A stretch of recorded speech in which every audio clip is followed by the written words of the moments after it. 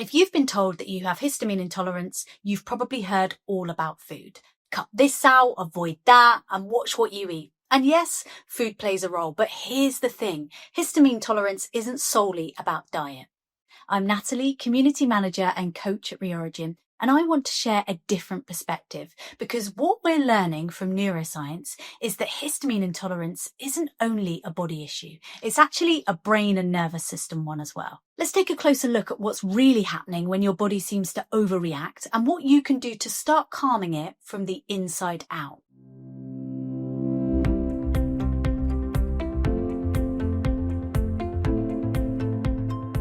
Okay, histamine intolerance is typically defined as an accumulation of histamine at a point that exceeds the body's capacity to eliminate it. And most of the time, people talk about histamine levels being linked to high histamine foods that you should completely avoid eating. But histamine levels can rise for many different reasons: stress, hormonal shifts, temperature changes, exercise, and environmental triggers like pollen and mold. And all of these can add to your histamine load and cause symptoms that actually mimic allergic reactions. Here's where the nervous system comes in. At the center of it all is our limbic system, the brain's alarm center. And when it gets stuck in overdrive, it starts treating normal signals like small histamine shifts as a major threat. It's like your smoke alarm always going off each time you make toast.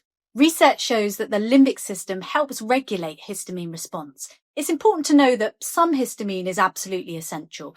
In the right balance, it actually supports wakefulness, motivation, focus, and even learning. And it helps the immune system respond appropriately when there's a real threat, like an infection, for example.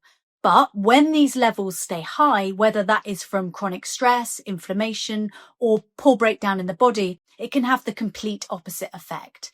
Histamine intolerance, or elevated histamine, has actually been linked to issues like anxiety and sleep problems, and it can make your brain feel wired but tired, keeping your nervous system in a constant state of alert. For example, animal studies show that stress increases histamine in the hypothalamus whilst lowering serotonin, a combination that fuels restlessness and anxiety. Other research shows that excessive histamine can activate the brain's immune cells, promoting inflammation and disrupting normal neural communication. So yes, reducing histamine-rich foods can help, but if your nervous system is hypersensitive, avoiding foods alone can only go so far.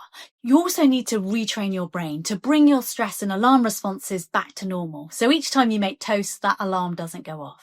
Brain retraining helps calm that overprotective system so your body stops reacting to everyday triggers. Over time, your tolerance then expands, symptoms ease, and you start to feel more resilient again without living in fear of the next flare-up. And here's something simple that you can try today. The next time that your symptoms hit, just pause for 3 slow, deep breaths in through your nose and out through your mouth. And as you exhale, remind yourself, this is just my nervous system trying to protect me. I'm safe. It might sound simple, but that moment helps shift your brain out of panic mode. If you've tried the usual routines and still feel stuck, it could be that your nervous system is driving more of your symptoms than you actually realized. And if you want to go deeper, that's exactly what we do in the Reorigin program, helping you retrain your brain and calm that limbic response so you can get more freedom back into your everyday life. To learn more, head over to our website at reorigin.com or watch another video on our YouTube channel.